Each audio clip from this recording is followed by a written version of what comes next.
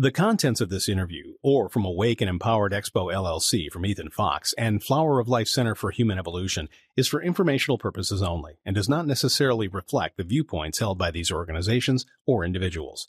Always consult with your doctor or health professional before making any changes to your diet, lifestyle, or prescription drug use. Please understand that you assume all responsibility and risk for the use or misuse of this information. All right, welcome everyone to Awake and Empowered Radio. This is Ethann Fox, and I'm here today with David Kane and Riki as well, and we're going to talk about Ormus today. And for those of you who don't know Ormus, I'm going to let David really talk about that more because he's the expert. I have actually gone to Ormus conferences and all, and I have a little bit of working background and have taken the product off and on over the years, but he's really going to be able to speak to that better than I can.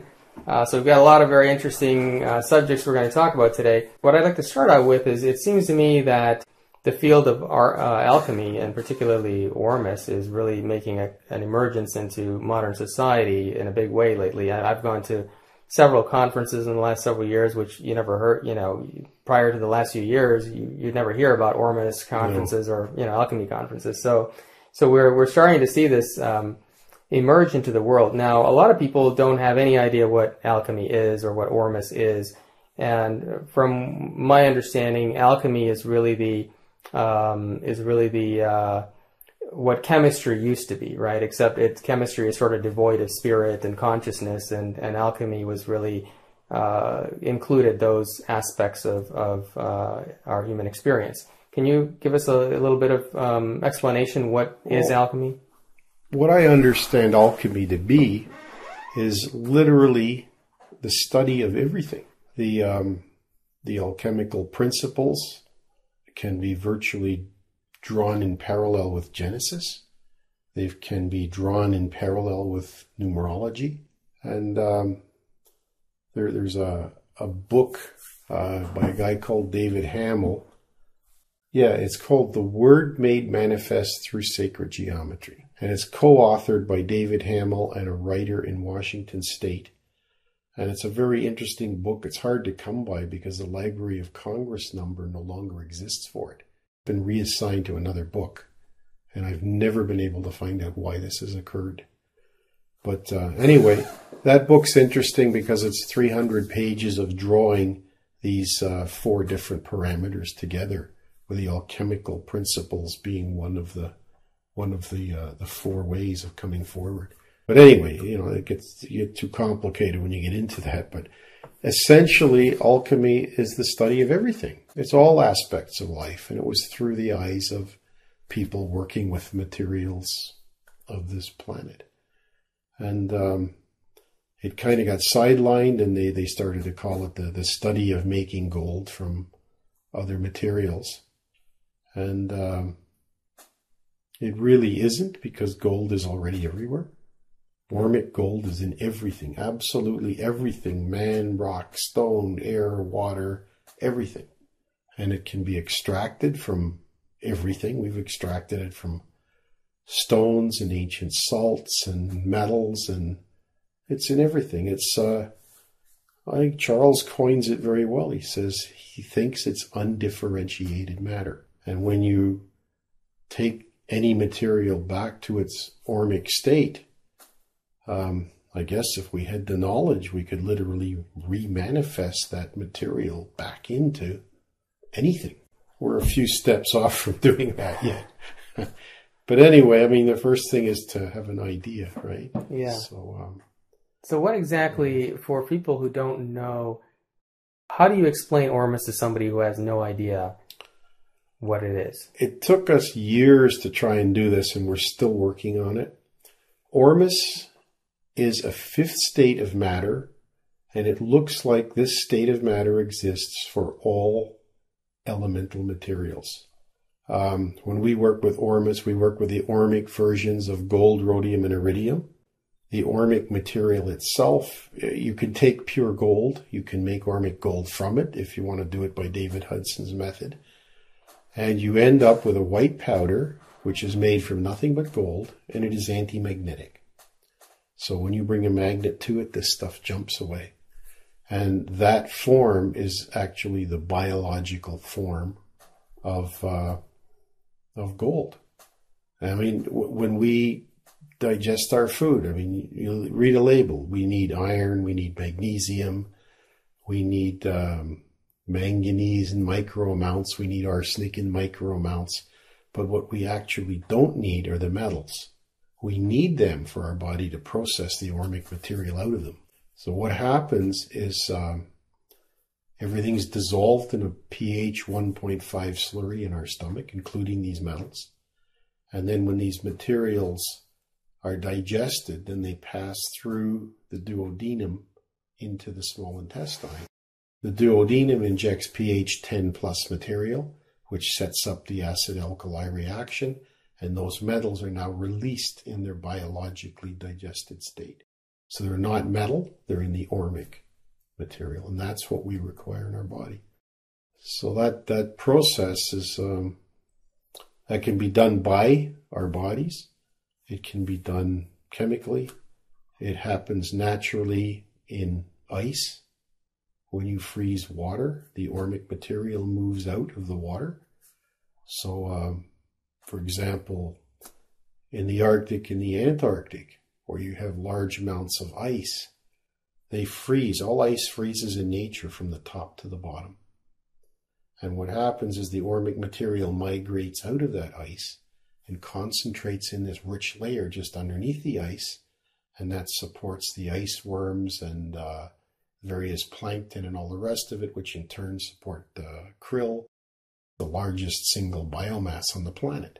And that all comes from the Ormus rich layer that's concentrated because it's all collected out of that pier of ice that sits on top of it. If you look at ice in your fridge, it's white in the center because ice artificially frozen freezes around the outside, traps the Ormus material in the middle, and very often there'll be little bubbles of gas in there as well. So you're actually looking at this stuff. Everybody's seen it. I know that one of the ways of producing Ormus is to put water in a container and freeze it and then keep collecting the ice off the top until you end up with something at the bottom, right? Yeah. As you keep removing the ice, like something you can do in the winter, especially here where it's cold. So if you have a 5-gallon pail with a column of water so high and you just keep taking the ice off because it's always clear. And when you get down to the bottom half or 3/4 of an inch, it's going to be just milky white because all the Ormus in that water has collected in the bottom. Interesting. Now, spring waters are the best. Some of the waters that we've dealt with from Saratoga Springs, I mean, when you do a precipitate on some of those waters, you're getting 50, 60, 70% precipitate without any salts, just out of the water. The dissolved minerals are phenomenal, you know. But a good supply of water it's called, the process is called fractional freezing. And anybody can do it. Need a cold outside deck in the winter. And I've also seen some of the vortraps where they vortex water, even tap water seems to yield results, but spring water is better. Yeah. Every water is different, and it depends on what it's been subjected to. There's a company in Australia now, and they aren't touting Ormus or anything else, but they are simply selling agricultural equipment with very strong magnetic fields around the pipes, and they send the water through it. And what they find is they're getting 20% higher yield in crop production with 30% less water usage.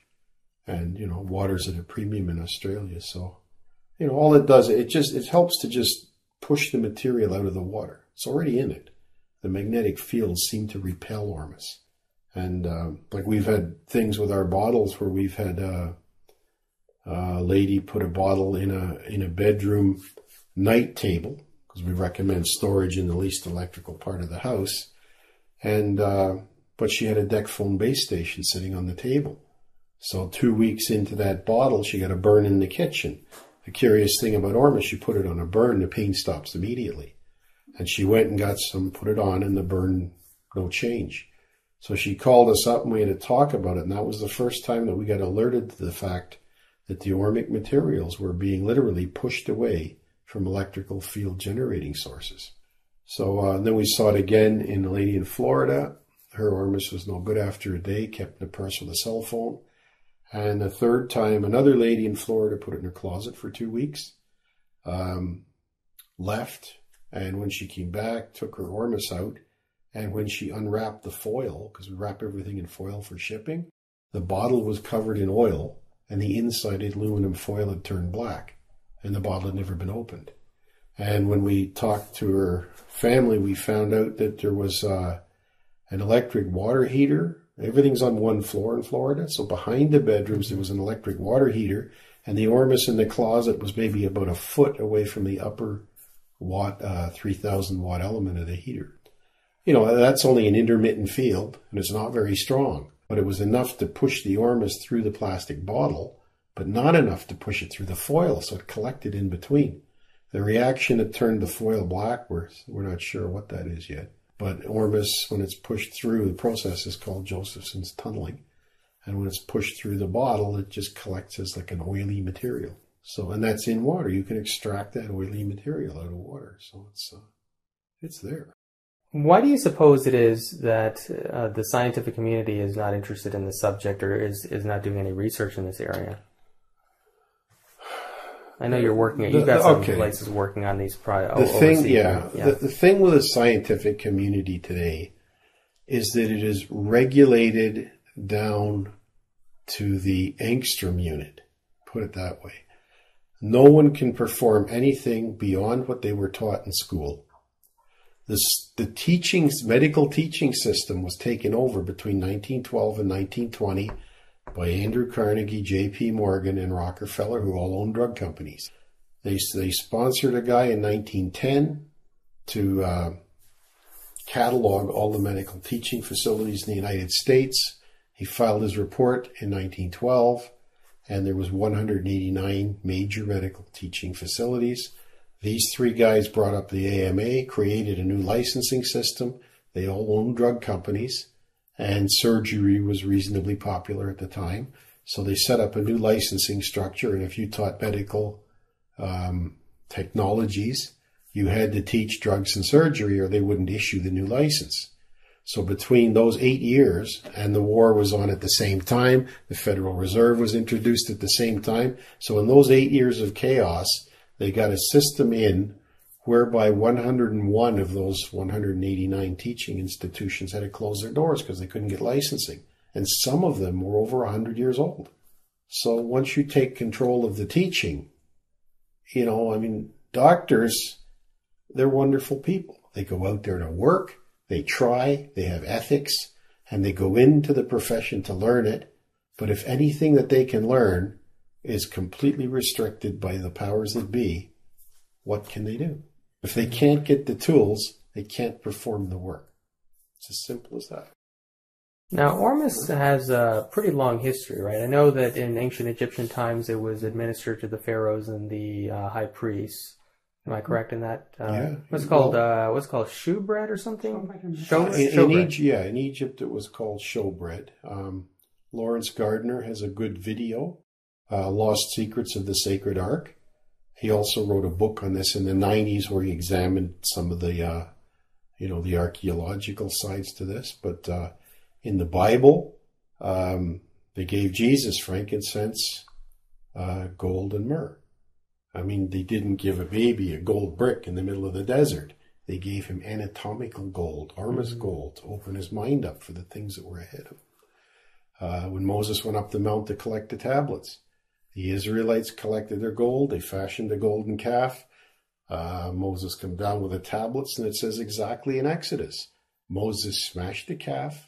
He burnt it to a powder. He strew the powder in the water, and he made the Israelites drink of it. Ayurvedic medicine in India has been using powders made from ashes of particular plants that are grown in particular areas with particular characteristics. So when something is burnt, the ormic material concentrates in the ash. And then those ashes were utilized in their potions, likely with certain alkalis to release the ormic metallic minerals, or as in the ormic state.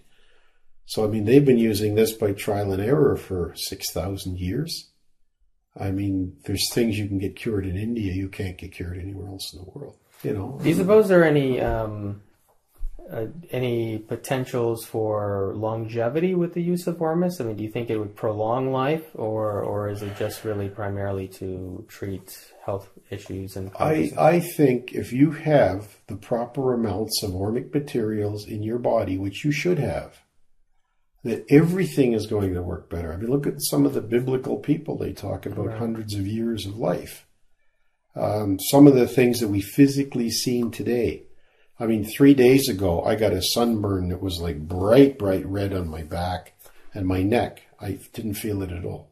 We've actually had maybe 30 examples so far of people going out 10, 12, 14 hours, first time exposure, who take Ormus.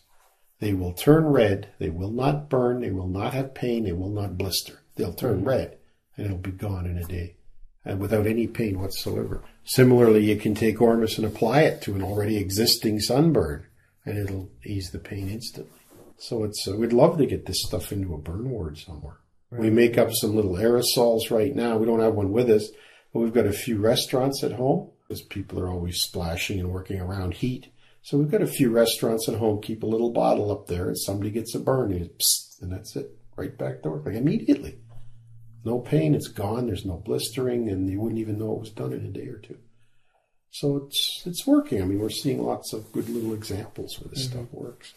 There's a very interesting story with, I think David Hudson was the one who first rediscovered it, right? Or is it John? I forget. I get the two people mixed up all the time. David Hudson's the guy that kind of got it out into the public's space more than anybody.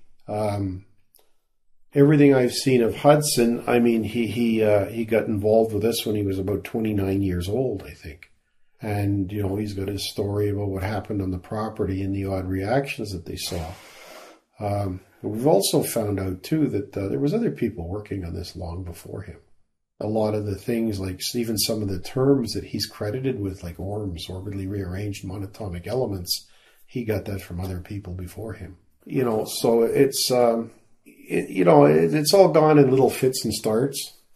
And most of the people that have been working with this stuff have been generally in situations where they're compromised because everything they're doing contravenes the status quo, which is very intrinsically into everybody's office, into their space, into their desk. I mean, this is why doctors can't try things that aren't backed by their medical associations. These associations all stack up back to the AMA and to the FDA, which, I don't know, I mean, what is it, 70% of the FDA are paid for by the companies that send the stuff in to get it approved? I mean, this is ridiculous. It's like sending the fox in to protect the chickens, But anyway, that's the way it is. So, what we try to do is just get the knowledge out there, teach people that want to learn. And now, David, when he was in agriculture, right, and he was working with soil, I believe, wasn't that the story? And he discovered it through that means. Now, weren't there some unusual properties in all the experimentation that he did that he found that Ormus had? Can you talk about that a little bit? Very much so. It takes a while. I mean, there's for people that are really interested, if you want to Google David Hudson on the ranch 95, there's an audio lecture they should be able to pull up. It runs for quite a while, and he can relate the entire, story as he perceived it and worked with it. But, they were basically trying to find out what this stuff was.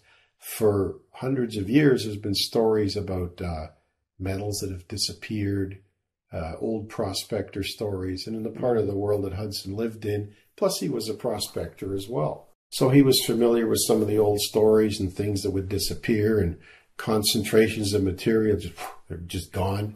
And there was never explanations for it. They called them ghost metals, So, I mean, it's part of that. But, I mean, it's like you have to watch what this stuff does to learn. I mean, we spend our time, trying to learn everything we can. But you're learning by watching from the effects. It's like trying to explain wind to a 6-year-old. You can show them all of the effects, what it does, how it's there, how strong it is. But you can't open a box and say, here's a box of wind. Right? So Ormus is the same way.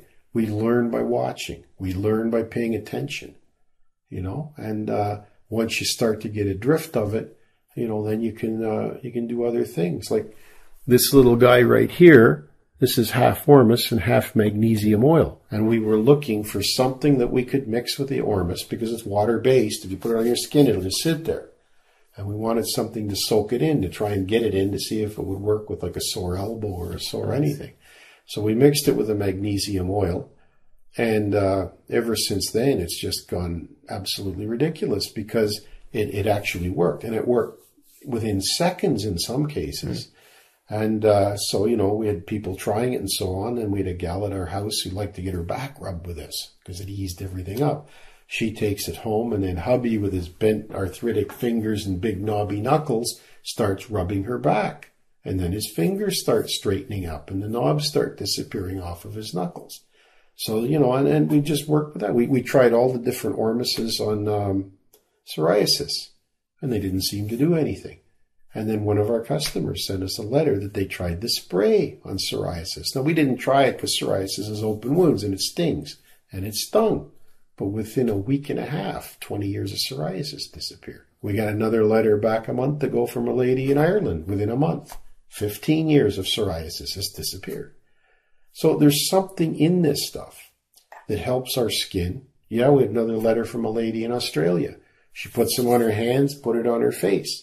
20 years of acne's gone in a month.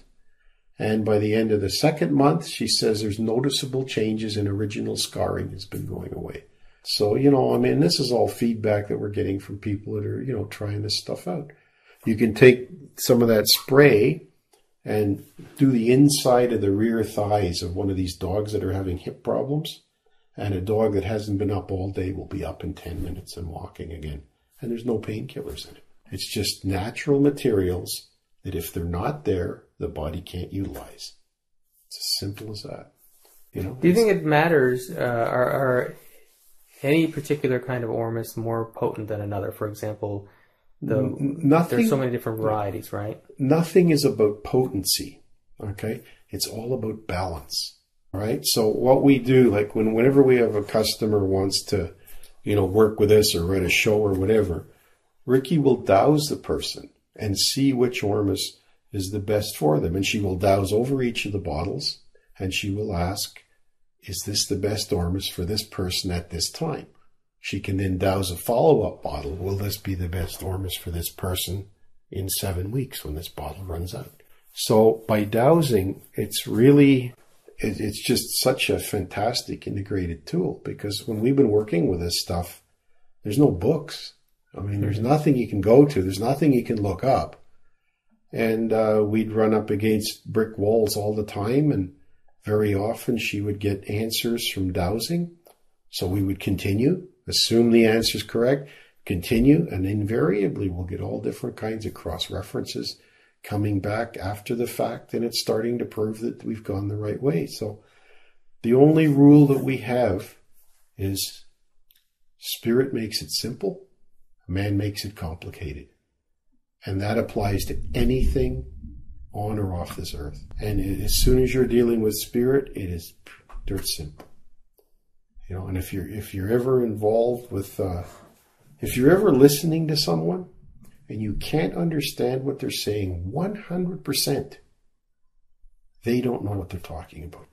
And because they can't relate it to you. If they knew, they could. If they can't, so you're sitting there and you're wasting your time because you're listening to somebody that's just spouting.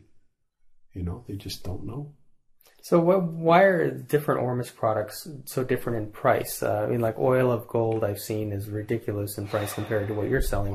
You know what? I don't know. I really don't know how people price it. And we're really not very familiar with the other products that people make. I don't think there needs to be any reason that it's particularly expensive. Now, some of them are made from actual gold, are they not? I believe there's 1 or 2 places in the world that are doing that, but the gold prices have got so ridiculously high So I don't know. I really couldn't name anybody that's doing it. Some things we do. David Hudson filed a patent on the process, but he left 2 or 3 steps out. So you couldn't go and research his process and bring it back because there's stuff missing from it. You know, and you can see why.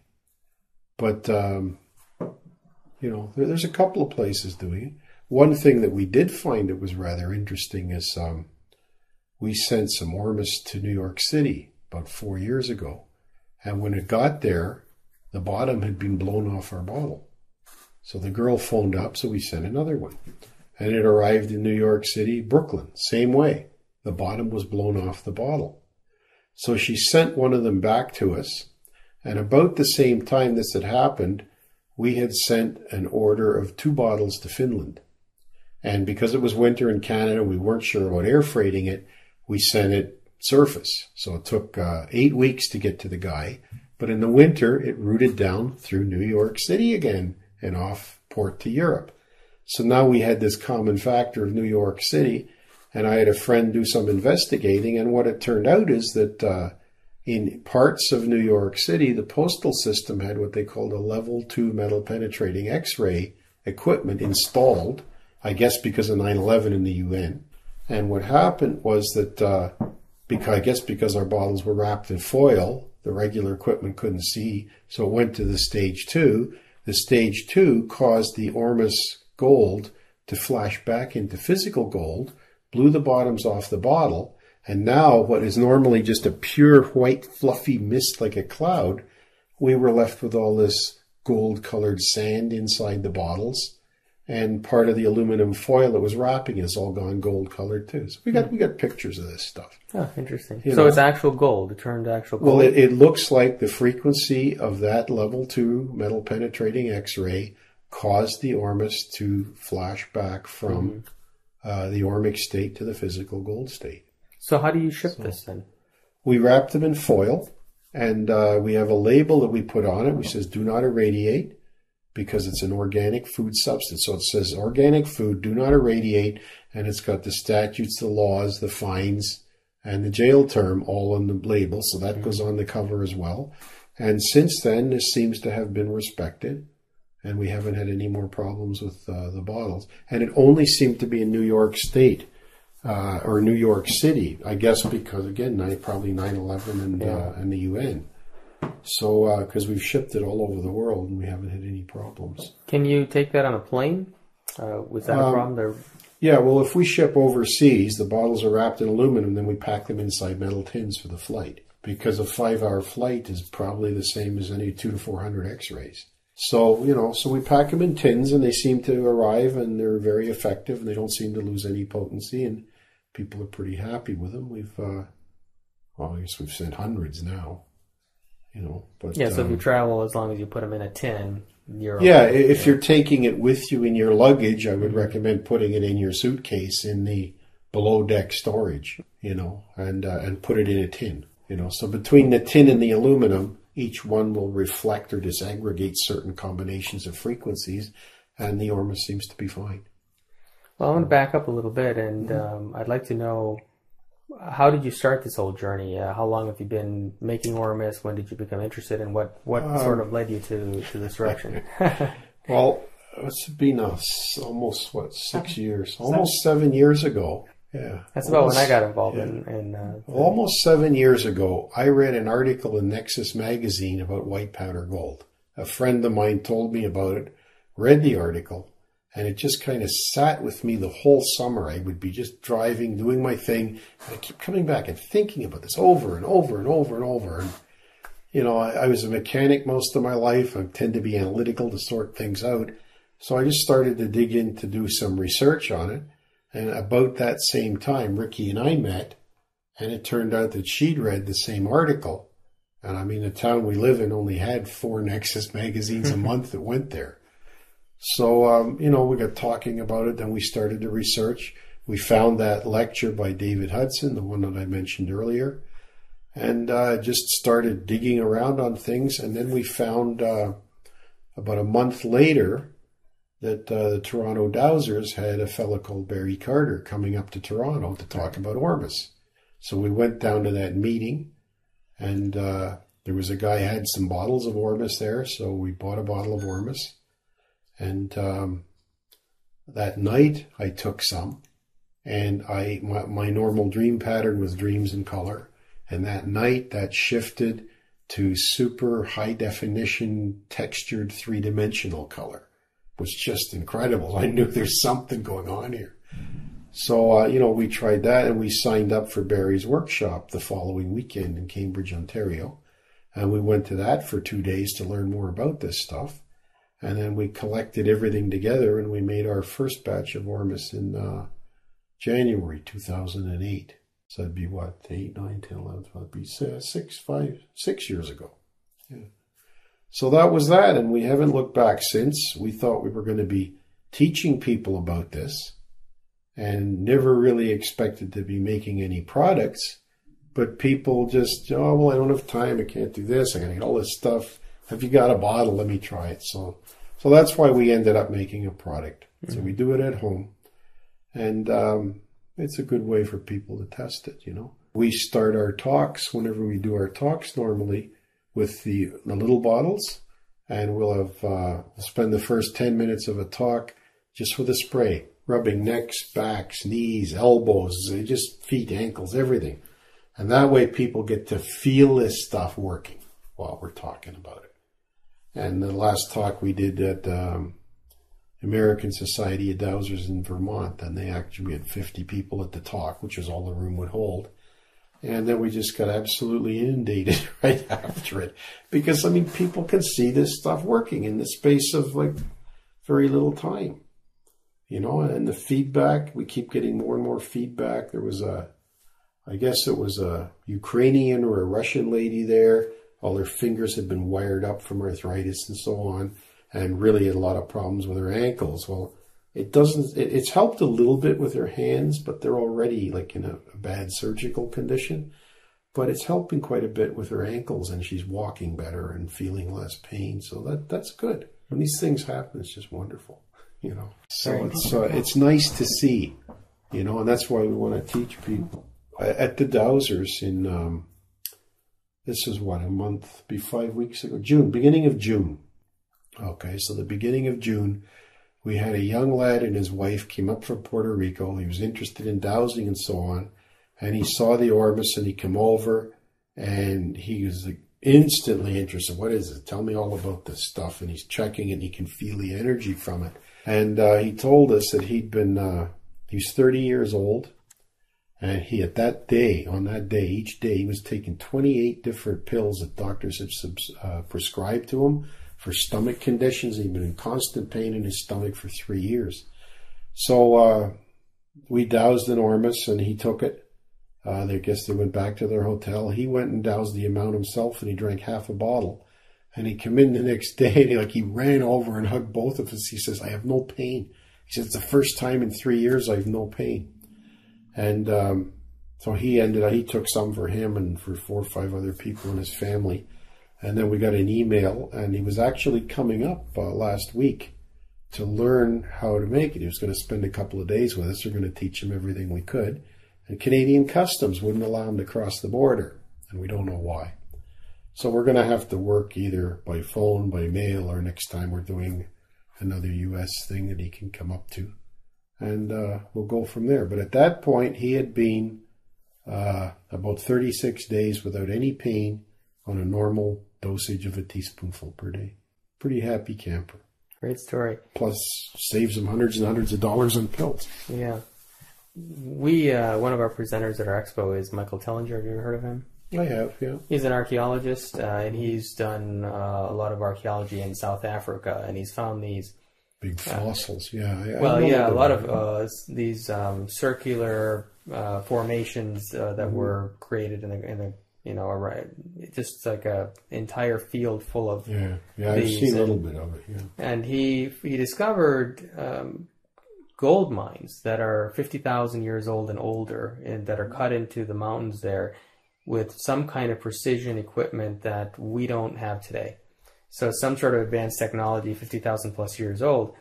And these are gold mines. And I don't know if you're familiar with Zecharia Sitchin and the Anunnaki and all that stuff. We research anything with the word gold in it. Anything, because it's just fascinating. Right.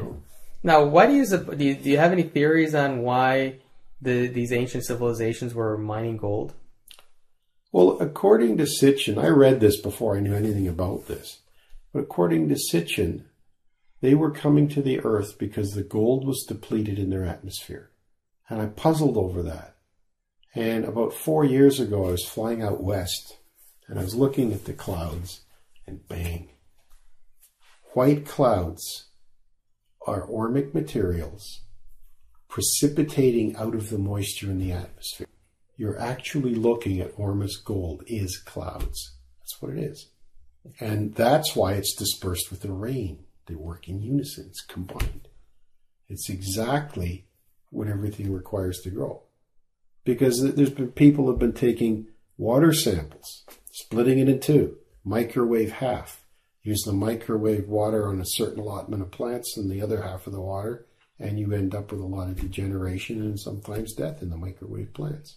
And what we think's happening is when it's in the microwave and the magnetic field is energized, the magnetic field is repelling the ormic material out of the water. So now it's devoid. So the H2O alone is not enough to support life. Ormus is an integral part, and the actual microwave itself unknowingly separates this. And, Russia banned microwave ovens in 1976. They've done a lot of research on this stuff. Well, what we think is happening, because of this behavior of the ormic material being repelled by the electromagnetic fields, we don't know the exact frequencies. Maybe that friend of yours can come up with some of this. But we believe that there are, the 4 to 5 million cell phone ear tumors being serviced today are caused because the transmitter is repelling the ormic material away. Now, ormic material is monatomic. It's not chemically combinable. That's why they can't analyze it. But what it does do, it works in the communications capacity. And as soon as you bring the cell phone up and you send the little warehouse manager out the other side, there's nobody there to oversee the mopping up of the deviant cells that we continually produce. We think this is what's going on. Yeah, so essentially you're saying the body already has Ormus material in it. Yeah. And so when we have cancer, it's the result of the ormic material not being present in that area to fight that off, or what? In the case of the cell phone ear tumors, I'm pretty sure that is. Possibly to a degree in other cancers, but pH is very important in cancers. And again, when you get back to ormic material and the releasing of the ormic material, like in our digestive system, you have to have that acid-alkali reaction. The stomach's the acid at 1.5, the duodenum is 10. When we make Ormus from salts, we dissolve the salts, we take it up to pH 10.7. That causes the separation and the release of the ormic material. Then we do all our rinses and take it down in the ingestibles about pH 8. pH is just like the Richter scale. From 7 to 8 is 10 times. From 8 to 9 is 10 times, which is 100 times from 7. So it's a very, very significant reaction. When you look at when a forest burns down, you're left with wood ash. Right? For centuries, they made lye from wood ash and water. So the forest burns down, you're left with ash. Then it rains. So now you have wood ash and water, various oscillations depending on the strength of the rain, pockets of high alkali material. That starts to release the Ormus out of the ash back to the forest, and that's the explanation for the prolific regrowth for 3 or 4 years after a forest fire. Excess Ormus. But there's no explanations for these things. When you start to look at it from the ormic way of reasoning, it starts to explain a lot of other things. The fact that magnetic fields repel Ormus, people that use magnetic jewelry, insoles, mattresses, whatever, what it's actually doing is forcing the ormic material away from the source of the magnetic field. So you put a bracelet on your wrist, and it will force the ormic material away from it. And you will position it in such a way as you get a pain relief where it's sore. And what it's doing is increasing the ormic material in the area of the pain, probably up the arm as well, and probably some net loss to the atmosphere. But that's how magnetic jewelry works. And there's been no explanations for this forever. So you're saying now I wear these Rudraksha beads, which they've been in India for tens of thousands of years believed to enhance the physical body and also increase consciousness. And, so everyone who's on a spiritual path in India, it's very popular there. But in recent times, though, what they found is they've been able to analyze them, and they found that they put off some kind of magnetic field. And in the United States, actually, there are a group of doctors who have been conducting research, and they find that it reduces cortisol levels in the body, so it reduces stress levels. And they've been able to treat a number of different illnesses with them.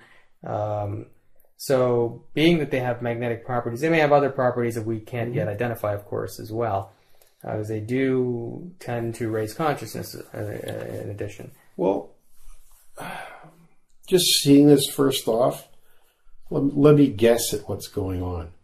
There is a magnetic field. In our bodies, we contain ormic material. Back to Australia, when they ran the water through the magnetic fields, it released the ormic material and made it more bioavailable. Could this be freeing up just a little extra ormic material that's already in your blood and making it that more biosoluble? Could be. That's probably what's going on, So you think a lot of this magnetic jewelry is potentially doing that, is freeing up that? It is, but when we understand how it's doing it and the motion that's evoking on the ormic materials, now we can formulate a plan and be more specific, We had a girl that seizures all the time, and they take her down to Toronto General Hospital every 6 months or so, do MRI. She's in her 40s. They've been trying to figure out what's triggering the seizuring. When she would get out of the MRI, again, very strong magnetic field, she'd be sick as a dog for 2 days. We got her taking Ormus. That brought her ormic material up. So whatever she lost going through the MRI, after she started taking Ormus, she could come out of the MRI and half an hour, go with her friends and have lunch. The 2-day sickness was gone. So we think that maybe the ormic material, her ormic levels were a little higher, right? Because the MRIs will deplete that. We've got another guy who's had foggy x-rays show up. When he had to get an x-ray on his hip, he ended up getting a hip replacement. And somehow he ended up taking 2 teaspoonfuls of Ormus 3 times a day. I don't know how he screwed up his instructions, but he was taking 6 times the amount.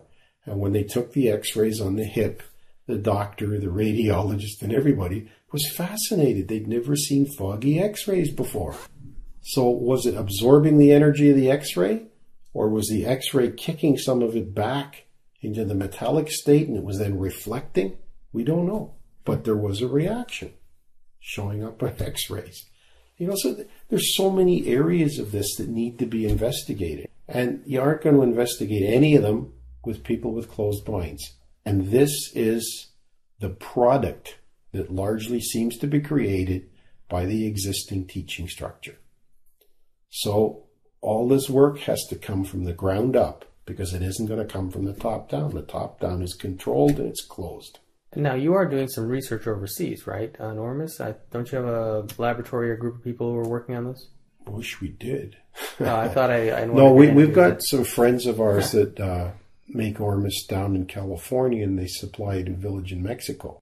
And they've had some pretty remarkable results with this. Alicia is a retired phytochemistry professor from Trent University. And she has been working for 3 years. We've sent material with her over to Poland. She's Polish-born, taught in Poland and the Ukraine, very highly regarded. She's addressed the UN. Every year she goes to Europe and addresses groups of several hundred doctors in Poland and the Ukraine. She is the lady that single-handedly got the listing on food labels in Canada for trans fats, and subsequently that came to the US. So all by herself, she got the listing on labels for trans fats, which has virtually changed a large part of the North American food industry.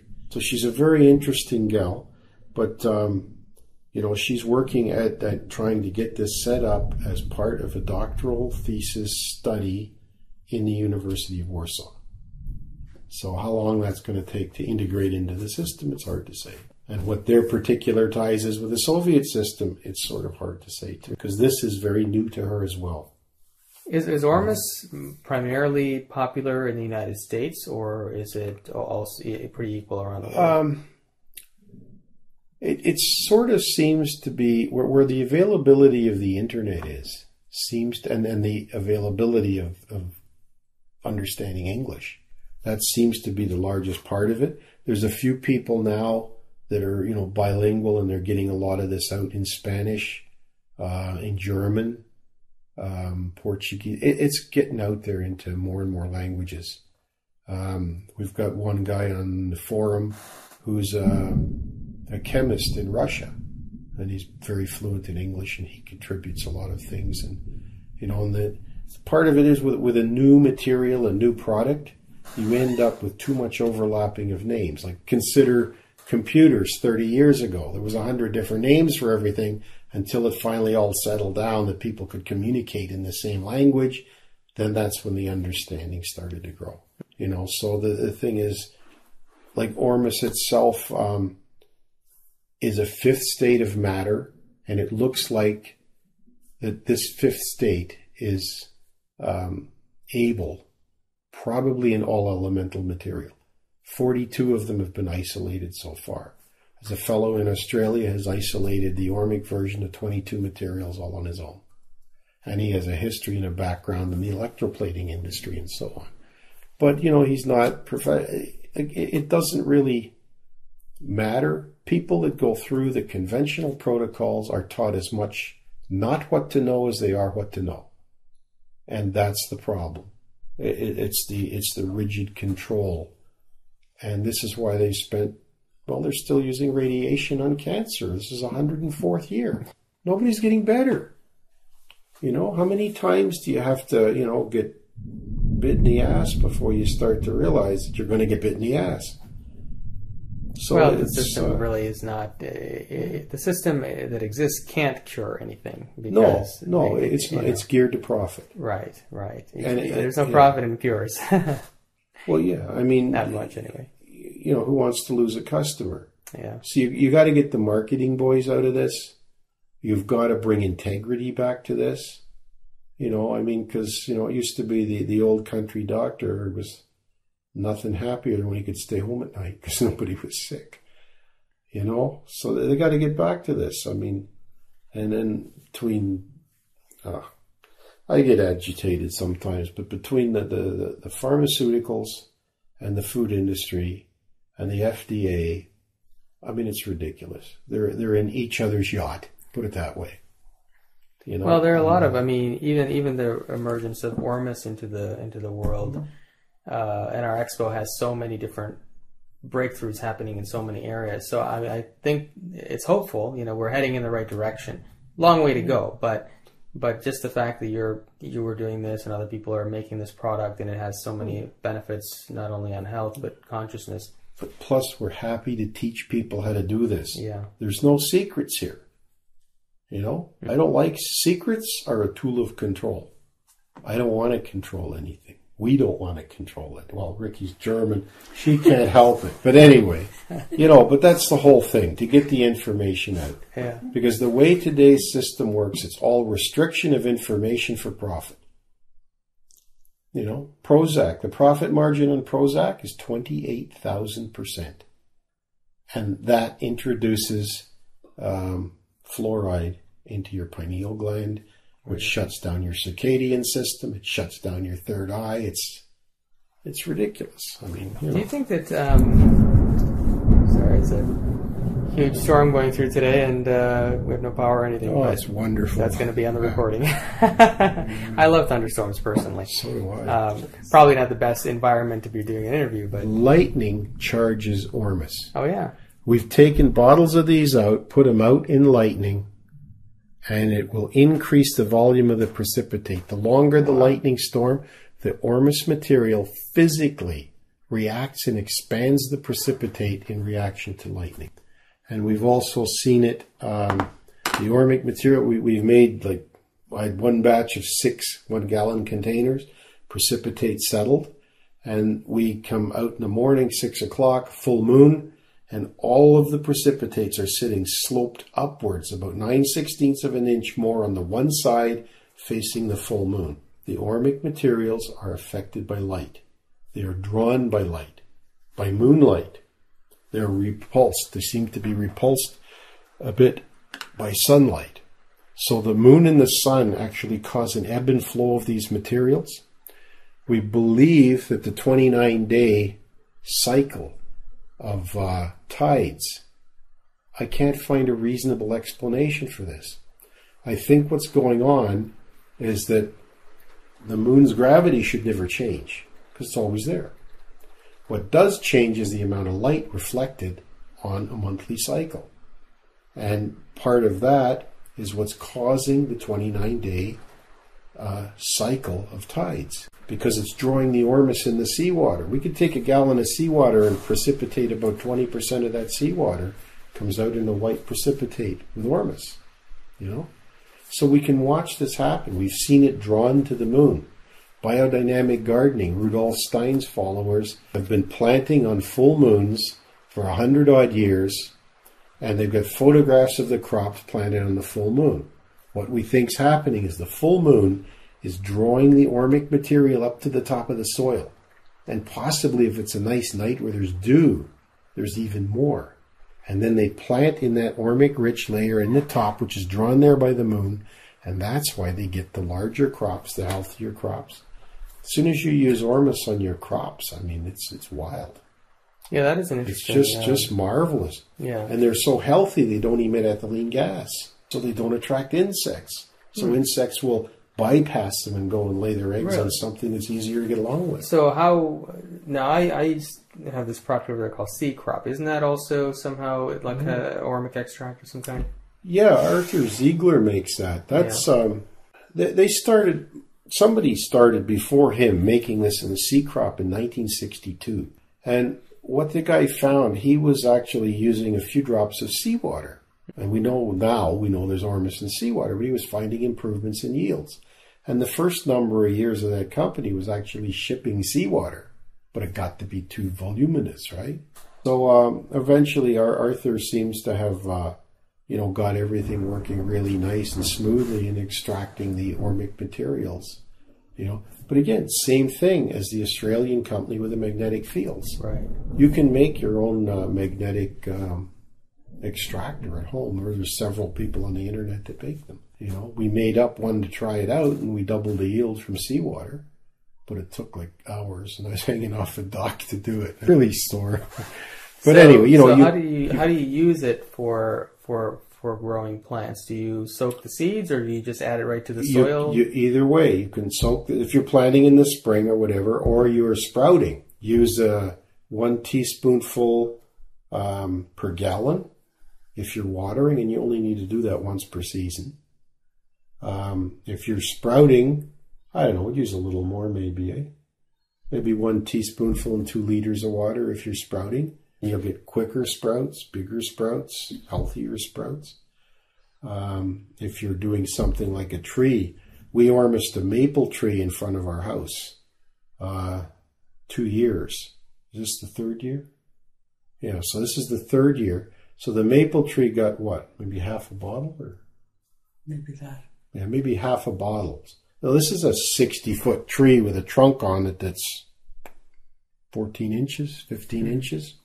Anyway, Riki ormused the tree the first year, and the next year we were finding, odd things, because one day she come home and got out of the car, and it's a spring and it was dropping all its seeds, and she's stepping on the seeds and they're going off like popcorn. So when we looked at the seeds, and then from the seeds on the 2 trees on either side of it, they had a flat double key, almost flat seed. Ours was like a pea. That's why when you stepped on them, they were popping, like thousands of them. So we've seen some really prolific changes, even in, slower growing plants. But things like our rhubarb at our house, we have rhubarb with leaves 35 inches across. And the stalks of the rhubarb are actually sweet enough that you can cut them and eat them without sugar. And the size of them, at the time we harvested some of the rhubarb, it was, you needed a clutch of about 10 or 12 stalks at the organic farmer's market to equal one of our stalks. And, rather than being woody like they expected, it was better. So it's, it's got, and again, you look for these bits of research to correspond to all of this stuff. The Bible talks about when Moses sent people out into the Canaanites and they came back like 2 guys carrying 1 bundle of grapes. Okay, what were they using? 50 years of fintorn on northern shores of Scotland. They're growing enormous crops, right? I mean, there's a whole allure to this. Books have been written about this. Seawater contains huge amounts of Ormus. Some of our pictures, which we'll have when we're doing the talk and that, I mean, we've got plants that were growing outside in Peterborough, Ontario, like 1.5, 2 temperature zones colder than here. And these things were still putting leaves, geraniums setting leaves outdoors in a raised container in January. And we had a whole pile of days where it was well below 20 degrees. These things are still setting leaves, pansies blooming, some other thing in the backyard blooming. I don't even know what it was. It's like a grass, all these little thin leaves and yellow flowers. So is seawater by itself contain more Ormus? Or do you need to put it through a process? Contains a lot. Okay. So so could you just drink desalinated seawater and get the same results?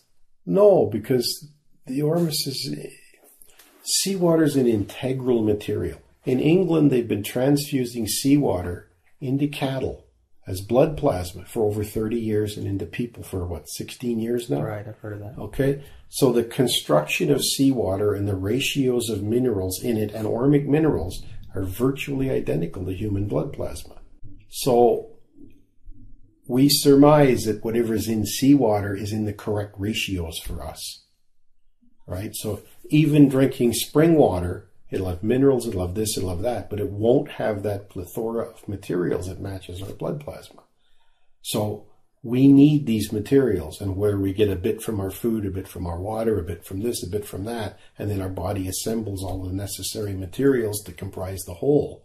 The thing that's interesting about seawater is it's already there in the correct ratios. So 2 of the Ormuses we make, we extract the seawater, we rinse it 3 times, and we bring it up, and that's a bottling strength. And it's just from seawater.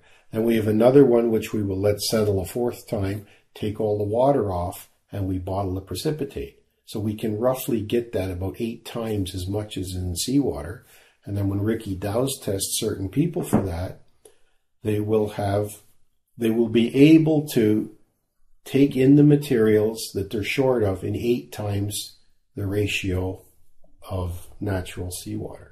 So it's not like you're getting something from a dock that's got 300,000 times what you need of this. Everything that's in seawater we need. You can travel the whole planet and you won't find a single living human being anywhere that was born with a shortage of Tylenol. It doesn't belong there. It's not part of what we are. So we try to address some of these things, bringing things back into balance. The Ormus gold from the extract from Dead Sea salt is very high in Ormus gold. It's the highest extract that we know of that is Ormus gold. Ormus gold is very important for our relation beyond ourselves, our third eye. We require all this. This is part of us. One of the things Hudson was able to show is that 5% of the dry weight of the human brain and nervous system is made of materials in the ormic state. It's part of our physical construction. And we live in this massive world of electromagnetics. We are losing this stuff like you wouldn't believe because of our exposures. Even sitting here doing nothing, there's still cell towers flying around us and so on. And it's accumulative. The other side of it is if you're eating standard American diet, you're getting food that is regrown year after year after year in the same soil.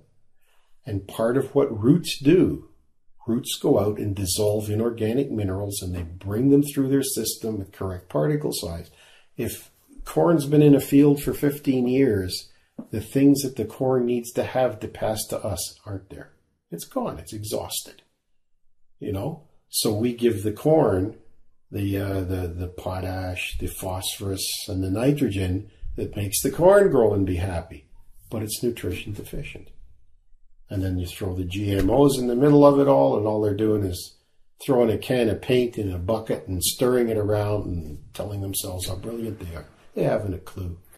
You know? Now, I've heard you talk about how you can reverse genetically engineered seeds using Ormus. Can you tell us a little bit about that? We've seen a couple of things that seem to indicate this. All right. Now, we grew morning glories at home. Just a couple of plants. We grew them up a two-sided trellis. One, the seeds got soaked in Ormus. The other side, they didn't. The seeds that were soaked in Ormus grew morning glory flowers about this size. Okay. So at 6 inches or something? Yeah. Well, but over 4 inches. Yeah. Okay. The other side, they were about 2.25, 2.5, like people are used to seeing morning glory flowers. Riki went out the end of August, watered both plants. And the following year, both plants grew back with little white flowers, which were maybe an inch, which is the original morning glory plant that all the cultivars were developed from. All right? That's what came back. We've seen people using, especially RM3, dabbing it on skin cancers. And they will usually fall off in 2 to 10 days. And what we think's going on, Hudson described the creation of a Meissner field around the DNA. And the measurements, once this Meissner field is in place, it shuts out all other field influences within that superconductive field. Within that superconductive field, the electrical activity of the DNA goes over 1 million times. This was unexpected. And when it's in that condition, it appears to have the ability to reorganize the damaged DNA back to produce the correct protocol, and so it reorganizes it back to its original blueprint. And in the case of the skin cancer, I think of the damaged material, damaged DNA just starts producing correct material, it all heals up, the tumors fall off. And that's that. It's no more complicated than that. Everything is simple, including me. Okay, we talked about some of the physiological effects of Ormus. Tell me what happens to the brain. Now, I know that it synchronizes the left and right hemisphere, right? Yeah, there's a little bit of material out there, and some of it was from Thomas Geckler, doing some private company testing in Georgia. Yeah. And the Lugano Institute in 2003 in Switzerland testing, I believe it was Ethereum gold. I think that's what it was. And in both cases, what they found is that when a person was hooked up to an EEG, by about 2 hours, it started to register as the beginning of the balancing of the right and left brain lobe electrical activities in the alpha and theta ranges. Nobody ever tested for the other ranges. So it's an assumption. Riki, my wife here, was dyslexic her entire life. And at 65, about 10 months into using Ormus, we started to notice she wasn't confusing rights and lefts anymore. She wasn't transposing numbers. Her procedure for writing letters on the computer was to handwrite, dictate in, run spell check, and email it. And by a few months into that, she was just working away, typing into the computer. And we'd never been alerted to this. We'd never heard of this. And we didn't even really realize. And it was about 10 months. And I'm just mentioning one night that she hadn't given me the wrong directions, because I was in a town, her town, which runs along a river. It's got weird roads and everything. So I didn't know where everything was. So she would direct me while I drove, right? And that was the first thing we noticed. And then after that, we started to notice other things. Within a few weeks, physiological changes, like in a week, hair stops falling out. Dream patterns change, usually in the first night. Not for everybody, but for about 3 out of 4 people. About a month to 2 months in, fingernail textures change, sometimes quicker, depends on the person. In my case, 10 months or 10 weeks in, I got out of the shower one day, everything had been fogged up and stuff in the mirror, and never checked. And this day the door was open, the mirror was clear, and I looked at my chest, and I'd probably lost about 80% of all the skin tags and moles that I'd had since I was a teenager. And that was at 54 years old, just gone. You know, not everything, but most of it. So, you know, there was little things we noticed, but never ever had been alerted to this. So we started writing this stuff down and keeping track of it. And we try to keep track of things coming, you know, back from customers and pass it along. And have you ever had regrowth of hair or teeth? Not of teeth. Not of teeth. There's 2 gals in the Ormus forum that have regrown teeth. The problem is they were both using ormic materials, but they were also both using essential oils. But once they noticed the regrowth problems, one on a chipped tooth and one regrew molars, it was too far down the line. They couldn't remember what they were using at the time that may have initiated it. So there's a few people out there, you know, that have a specific eye to this. You know, eventually somebody, it's going to click with somebody who's got that, you know, all the bits and pieces. But it's there. It's definitely there. You know, and then there's that cat that regrew its tail in North Carolina in 2003. Yeah. Tut's tail. Google Tut's tail. It's got the thing on there. You mentioned that clouds are ormic material. Do you suppose? I think they are. Well, that kind of, you know, it's interesting. I never really thought about that. But do you suppose that chemtrails are causing any kind of an adverse effect to that? Chemtrails are causing so many effects that it's going to be 100 years before they even get a handle on what damage they've done. And if there's anybody left, it's going to be hundreds more. I mean, it's just, they're going to have to eventually let the Earth just, you know, re-sequester all this stuff back to where it belongs. Because it's certainly well beyond our capacity. Humans just have this amazing ability to screw up everything they touch. If you look at it, it's 5,000 years of everything man-made eventually reverts back to nature. It has to take control. It will. Was it somebody said, you know, the world will survive with us or without this, and it'll do it because it's got all the time in the world. I thought that was just beautiful, you know. But it would be very nice if, you know, we could smarten up a little bit. But hopefully Ormus will do that. It'll help to center people's brains, help them think. You know, it's my dream to put this stuff in the air conditioning system in Congress. Could you imagine a room full of thinking politicians? Could you imagine? But maybe one of these days. Well, it brings up an interesting subject, which is the effects on consciousness, and that's really what I'm, you know, primarily working in myself. But I think that a lot of these positive changes happening in the world are the result of consciousness, because if consciousness wasn't growing, nobody'd come up with the idea, or these ideas wouldn't discover, you know. One of our theories is that Ormus gold is consciousness itself. We may or may not be right. The reason we think this is there's a guy in Arizona, lifelong scientist, he's about 85 now. He had samples of gold particles in materials he was working with in the late 90s. He put them all outside behind his garage. They sat there 7 or 8 years. He had occasion to go back to them. And some of the samples that he was very, very familiar with, he thought the particles of gold looked bigger. When he checked these back to the old photographs, they were bigger. Gold grows. It absolutely grows. Most of where they find gold in the world is in veins. All right?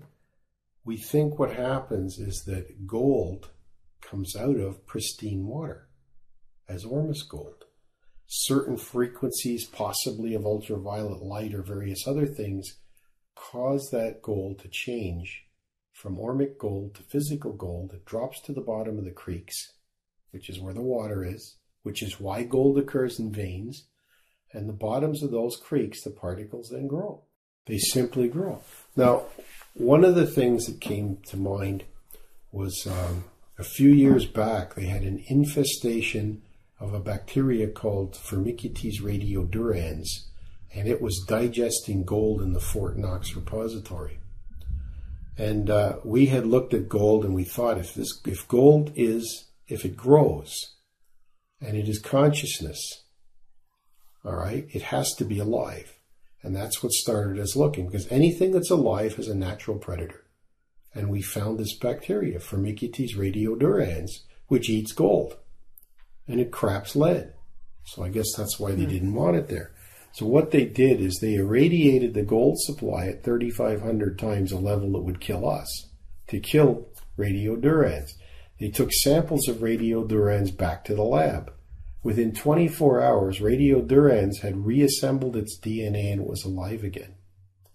Now, anywhere you have a concentrated element, our theory is that around that concentrated element there is an ormic cloud that's in flux. The Ormus is becoming the metal's becoming the Ormus, depending on the variabilities of the electromagnetics of the atmosphere, the temperature, the light, whatever. We don't know exactly. But if this is the case, when they took radiodurans back, they obviously weren't allowed to take the gold, but the ormic gold would have accompanied it, which would have carried the consciousness, which is the material to reassemble the DNA. So one of the things that we worked with was looking for other areas of the acid-alkali reactions. And one of the things Riki came up with was sperm. It's very alkali. The vagina is very acidic. And when she was researching this, now we've got the potential for an acid-alkali reaction.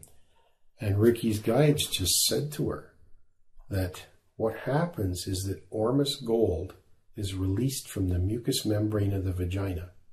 So now you have the sperm and the egg and consciousness all at inception. Could this be? You know? So, who knows? Well, I can relate some personal stories to what you were saying. Well, I went to the very first Ormus conference at Enoda. Yeah, we were there. Were you there? Yeah. I can't remember. We gave out little bottles of stuff. We just finished them. We gave one to everybody. Oh. Well, maybe I got one. I must have used it because I don't remember the bottle. Were they the same kind of bottles? Same bottles, right there. Huh. These guys. I think we just had simple stick-on labels at the time. Okay. All right. I must have used it up because I didn't have any left. I had a whole bunch of Ormus left over. Yeah, I know. Tested, it gets a little hectic at those things. Yeah. Well, anyway, David Wolf took us on a hike. Did you go on that hike with David Wolf? You did. Okay. Yeah, the first one. Yeah. Okay. And he took us to the creek, and there were flecks of gold in the creek. Mm-hmm. Oh, you guys were there. Well, I was there too. So, small world. Yeah. So he was talking about how the gold is produced as the water flows from the high mountains through the creek, and so I experienced that. But I was telling you earlier before we started the interview about a gentleman by the name of Lloyd Meir who's been treating all these various illnesses using frequency numbers. Mm-hmm.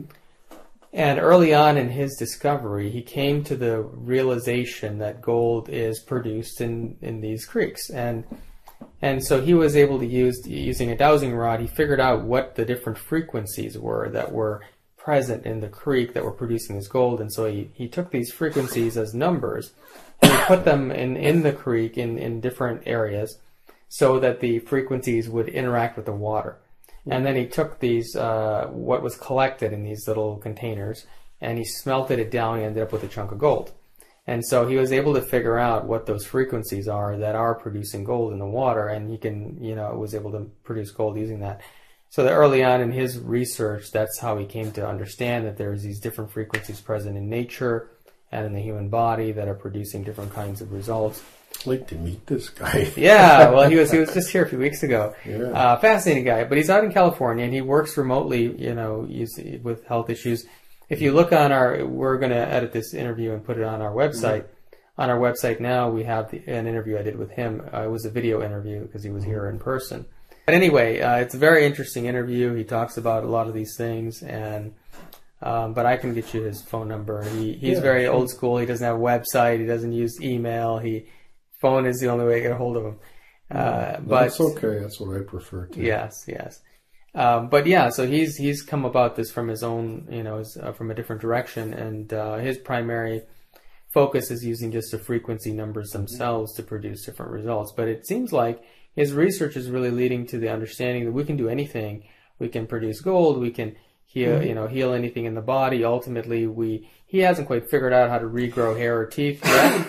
but the understanding is there, the potential is there. It's just a matter of identifying what it is that, Everything's frequency. Yeah, everything is vibration, right? Those two processes are quite complex. It's not one frequency that'll do that. That's why it's having a bit of a problem, because it's a very it's a symphony. integrated process. Yes. That's what it is. It's a symphony. Yes. This whole world's a symphony of frequencies. Well, there are certain majority of the things he works with have one frequency. So if he figures out there's a certain kind of cancer, he can determine what frequency is missing, and it's usually just one frequency. But certain things are multiple. So Roy Rife was doing that in the 30s. Right. Yeah, a lot of this research has been around for a long time, right? Yeah. But it's coming back out now, and I think for the first time... They kept trouncing it all. They Yeah. threw Roy Rife in jail, destroyed all of his stuff. Right. And, Tesla, same thing. I mean, so many brilliant... Tesla and Reich and... Right. It doesn't matter. Yeah. I mean, because they weren't unaware. They were unaware of what was going on behind the scenes. Yeah. Well, that's really what we're trying to do as an organization, and through our expo, is really bring this out to the public, right? We had a really odd thing happen. Yeah. Last year, we came down. We went to the Henry Ford Museum. Actually, it was 2 years ago. 2 years ago? Yeah. Okay. Riki can tune into a lot of stuff. I can't. But when we were in there was a death mask of Nikola Tesla, a bronze of a death mask of Nikola Tesla. And I just figured, well, maybe some of his residual energy was in there. So I asked Riki, can you tune into that? Do you think there's anything there? So she did. And it was like a wall of water. And within a few seconds, she was standing there crying in the middle of the museum, because it was like Tesla had been sitting there forever with nobody to talk to, kind of thing. And it just came in like a tidal wave. So anyway, she had to shut all that down in that. It's not something I'm really comfortable with, and it was very unexpected that it came in that strong. We went home and we were talking about different things. And, we wondered, has anybody ever channeled some of these famous people and written about it? So we got on the computer and she found a book. Some guy had written 21 different books. He had channeled information from 21 different famous people and written books of these accounts. And so we got the book, ordered the book from somewhere. I read the book, and it was sort of like almost like an interview with Nikola Tesla.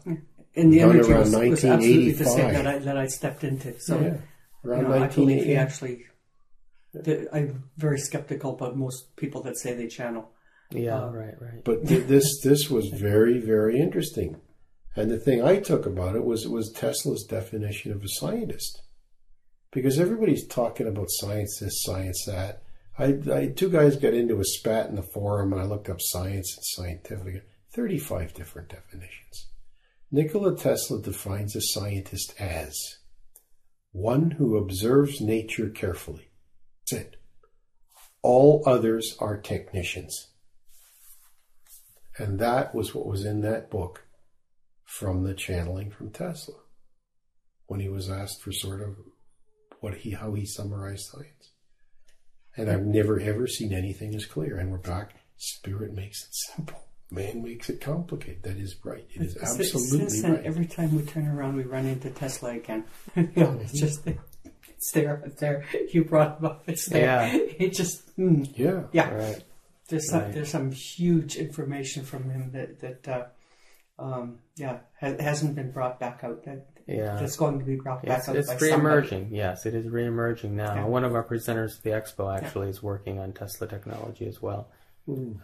So he has working devices that produce electricity and without any fuel. And his lab is, I forget in what country, but he's a Russian scientist. But he's also been working on propulsion systems that don't use fuel and don't actually use conventional propulsion. They move through space without actually pushing up against anything. We've got all of David Hamill's stuff. Are you familiar with him? That name rings a bell. A little French-Canadian guy was working in Ontario for 25 years building a spaceship from granite. Okay, he died about 5 years ago. We've got all of his stuff down in Prince Edward County, and there's a little group of 3 guys who are remagneting all of the components for the engine. Right? He had several engines he built that took off on him. He couldn't control them. And that was back 30 years ago. So you've got this working engine? Well, they're just doing all the magnets because when David Hamill died, his son had no interest in anything. His son was one of these casino chasers, and he just sold the property. The old man's nuts, and his son was into booze and drugs and casinos. So this fella, John, that worked with him for 7 years prior to his death, kind of inherited all this stuff, but he had no money and nowhere to put it. So finally now we've got a big building down in Prince Edward County in Ontario. It's the county that's out in the top north of Lake Ontario. It's just one county in the lake on its own. So everything's there now, and they've got this little group together, and they're working to continue this stuff. And funny enough, we went to see all this equipment about a couple of years ago, and I was talking to John about what needs to be the lubricant in this, where everything's made out of granite, where the granite bearings and bushings are. What has to lubricate these things? And he just sort of thought for a minute, and he says, David said it has to be frankincense, myrrh, and gold. Riki had everything in her purse the day we were there. White powder, I never carry that stuff. You know, I put it in it's my just purse. crazy. Interesting. Stuff just keeps happening. So how close are they to, the reason I ask is because I would love to put them, give them a stage to show this to the world if they're close to making I have to something check. I haven't talked to them in a while. We've just been so busy. Yeah, I'm sure. Because we've got our domes together now, and I've got a couple of native groups that are interested in having a look at these for potential native housing, because they're living in absolute garbage, So these things have no waste, can't have any mildew. You could carry one in the bush in a motorcycle if you wanted. So we touched on this a little bit, but what are the effects on consciousness that you've noticed of people who take Ormus? Much better decision making, much easier, a much greater feeling of self-centeredness, much greater calmness, much deeper meditations, a lot of things. I mean, we've had some young people try this, and we don't notice anything, and all the rest of it. And after their second bottle, they quit taking it, and then you'll see them a few months later. Well, I think there was something, all this little crap that used to never bothered me before. It used to, but then it didn't. Now it's bothering me again. And, funny little observations like this. So, it depends. It seems that younger people are less tuned to subtleties. I guess maybe it's just they haven't been here long enough. Older people are more tuned to subtleties because I guess they notice differences more. So that seems to be something, but even younger people notice some pretty significant differences after a while. It may not be quick, but then they will. Subtle energies is a good description for the whole thing, Well, we've tested it out here. I was telling you earlier, we've tested different kinds of Ormus, and I've got a friend who can see the human aura, right? Yeah. And so I'll sit over there and I'll take it, and she'll watch my aura, and within a minute it's shooting outside the house, and we've done this with different people, and it seems to have a pretty dramatic effect. The other day I had somebody here who was a dowser, and my aura is a little bit bigger anyway, and I've got all these devices in the house that mitigate EMF and also put out a certain kind of energy, and I wear various devices too. We have our house pretty well grounded, and we've got Schumann resonant generators. Oh yes, yes. We've got all that stuff too, because we need it because of course. We try to make everything as good as we can possibly make it. So I had him test my energy field, and he tested it beforehand. So he tested it in here first, what it was normally, and he was going up to, inside the bathroom over there, which is, quite a number of feet.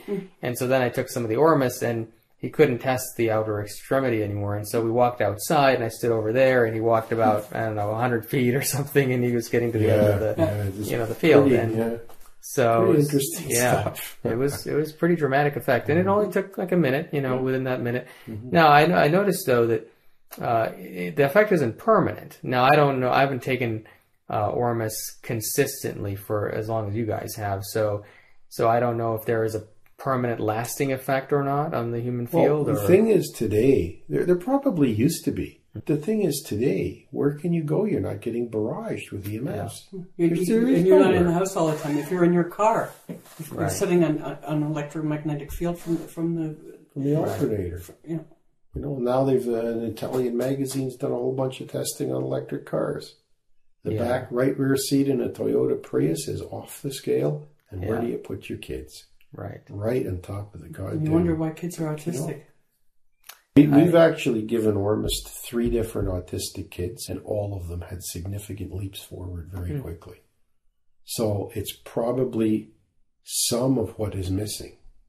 If parents are having children, and the parents are deficient in ormic materials, and the material, if the bricks aren't there to build a child, how are you going to do it? You're ending up with children that are deficient. If the parents are deficient in ormic materials, the child will be deficient. If it's part of the consciousness of developing the child. And it's probably also one of the reasons that there's such a huge incident of infertility nowadays, because the acid-alkali balance is off in people. Right. Totally off, and the ormic materials aren't in there anymore. You can't fertilize an egg under those conditions. Well, there's so many factors nowadays: GMO foods and you know chemtrails and high fructose corn syrup and all these kinds of things, right? Well, luckily we don't get that in Canada. Yeah, well, that's good. Yeah. The GMO foods, are they labeled in Canada? I can't remember if there's labeling. No, the GMO foods aren't, but the high fructose we don't get. Oh, okay. Well, no, they're trying really hard to get GMO labeling. However, if you can read the barcodes, there's a code you can actually read and tell where it's from and all sorts of information on it. Yeah. And then we all know how to pendulum. Right. Not my area of gift, but I have people around me who can do that. But you know something? It's really simple. Even if you can't use a pendulum, you can use your body as a dowsing rod and just hold whatever you want to test on your thymus gland and balance yourself. And ask. If you tip forward, it's positive, right? It works, and on the foods, it absolutely works. Even I can do that. I've tried that. Energy slug.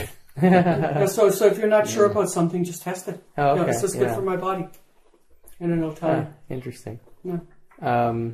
So you mentioned in one of your interviews about how aloe has some unique properties. Can you talk about that a little?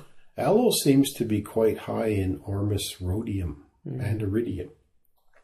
All plants seem to collect, create, isolate, procure the ormic materials that's the most beneficial to that particular plant. And aloe just seems to collect the rhodium and iridium. So, but again, you always get back to this problem of analyzing this stuff, because the only physical analysis is a carbon arc spectrographic analyzer, and it's like $4,000 per test. I don't know what it is now, but it's what it used to be. You know, but other than that, you test by effects. You watch. You know, you watch your pets. We've got a girl at home, has 7 cats, and it's her thing now. Always when she's using her Ormus, she'll put a couple of drops in the cat's water, and she has about 10 different water dishes, and she'll put them up here, up in the piano, up in the whatever. And whichever one she puts the 2 drops in is emptied first. Always. Doesn't matter where she puts it. It's always emptied first. Cats know. Interesting. I'll have to try that. Yeah. So if you have an aquarium, you put about 8 drops into a 35-gallon aquarium, and you know your fish. I mean, a lot of people, you know, they're quite into it. You can actually see the nature of the tank change in about 2 hours, which corresponds to Geckler and the Lugano Institute. It just becomes a more peaceful, compliant place, and you can see the difference. You know, it's like a lot of what we do is try and find these little things where you can actually see something, and so you can show people. I mean, it's such a visual society today. Yeah. That's why the spray on panes, it's just wonderful. They can feel it working, you know. So that works really well. So Ormus is present in our natural environment. It's in everything. In everything. Everything. It's in this table. It's in your socks. It's everywhere. So what is, and it sounds to me like if people had more in their diets and their lifestyles and we didn't have so much EMF, we would probably be a more peaceful society, right? At least that sounds like what you're getting at. Probably.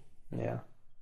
Probably. Because, I mean, I don't think there's ever been the agitation in history that there is today, you know? And it's reflected in our health conditions. I mean, when I was a kid, an autistic child was 1 in 100,000. A year ago, it was 1 in 91. Now it's 1 in 88 in North America. And in New Jersey, it's 1 in 22. 1 out of every 5th birth in New Jersey is autistic. Like, this is a pattern, stupid people. Look at it. You know, I don't know, man. So what's different about New Jersey, do you think? I mean, I guess what I'm trying to get at I is... don't know much about New Jersey. Yeah. I know it was a massive chemical dump for a long period of time. I know it's in proximity to probably the most cell towers and electromagnetic fields in North America because of the population. I see. Who knows? And all of those factors... What about the water? I mean, where do they get their water in New Jersey? What have they got that hasn't been absolutely annihilated over the last 200 years? I mean, you know, was the dump for New York. I mean, it's... So all of those factors really deplete the Ormus in the environment, basically. It seems to. It also damages the water. Water has memory. Right. Water should be alive. Have you seen the Russian movie Water? I don't know that I've seen that one, but I've studied Schauberger's work quite a bit, so... This movie's marvelous. It's simply called Water. 2007 Russian movie. Google that. You will see one of the most magnificent movies I've ever seen. With good research, you know. They went looking for the most energetic water in the world. And they found it in the water coming off of the Tepuy in Venezuela. This was an area that used to be a prairie millions of years ago. It's all etched down now that you have these big flat-topped rises that are thousands of feet high. And when it rains, it's torrential and it washes. There's no soil. Most of the plants there eat insects. But the water coming down, they figure the water is 40,000 times more energetic than the water in Moscow. So they've been doing a lot of research. Somehow, they've also figured out that each molecule of water has 440,000 memory plates. I don't know how they figured this out. But it wouldn't surprise me. Water absolutely has memory. There's a sub-branch of our organization called Conscious Action, and we're working within the area of activism to make changes in this area. See, the problem with chemtrails is most people don't even realize. No, they don't. They don't even know. They don't even know a normal cloud formation anymore. Yeah.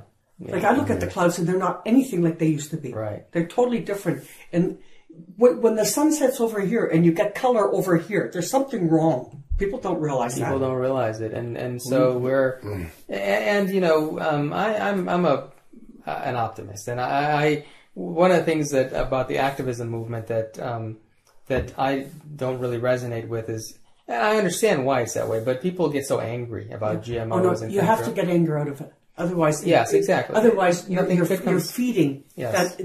that system that exactly. we don't want there anymore. Exactly. One of the things that we've noticed, all these wildfires are running out west. They've been finding 64,000 parts per billion of magnesium on the ground. So when these fires start, they can't put them out. Right. Magnesium is the primary fuel in military flares. It used to be the wire in the old flash bulbs, right? There's a huge combustible energy there. That's why you can't put these things out. I didn't know they were spraying that in chemtrails, but who the heck knows what they're spraying? Magnesium.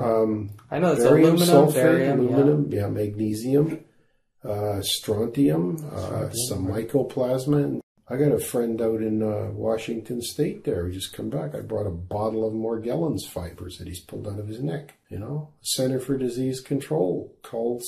If you have Morgellons disease, there's 11,000 cases right now. They call it delusional parasitosis. So I've got a bottle of delusion at home, which is going to go to Alicia in Poland or Russia. We've got one kid at home. She's 3. She's born in Port Hope, Ontario. Her hair analysis shows 4 times the allowable amount of uranium, 4 times zirconium, and almost no phosphorus. And she's born autistic. 3 years old. Why? There should be no allowable amount of uranium, let alone her having 4 times. They move the goalposts all the bloody time. Move it up 4 times and then she's normal. This is just stupid. Well, there is hope. The guy Lloyd I was telling you about, I believe he's developed a frequency number that gets rid of the aluminum in the body as well.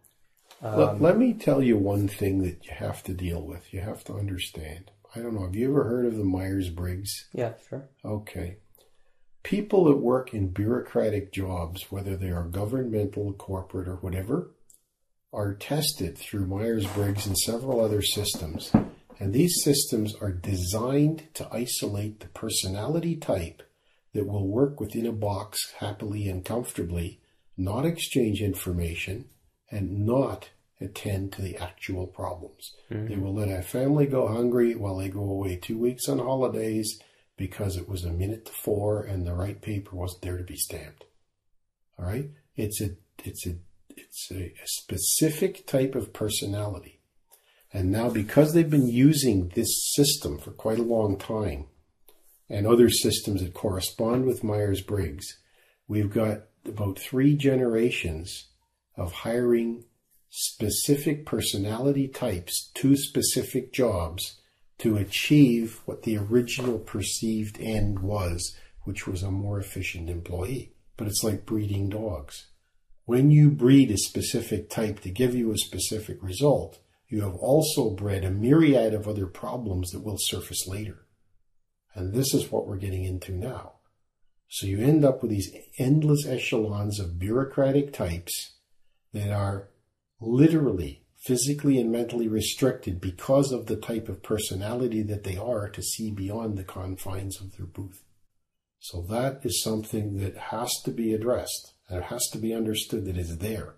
Every time you run into one of these people, whatever they are, whatever level they are, when they are in a position where they are representing an alternate entity, they are in a limited emotional and mental capacity simply by the selection process. And I guarantee if you check into it, you'll find that most of the people that are in what we do and what you do and what have you, they were all the ones that were problem kids in school because they didn't listen.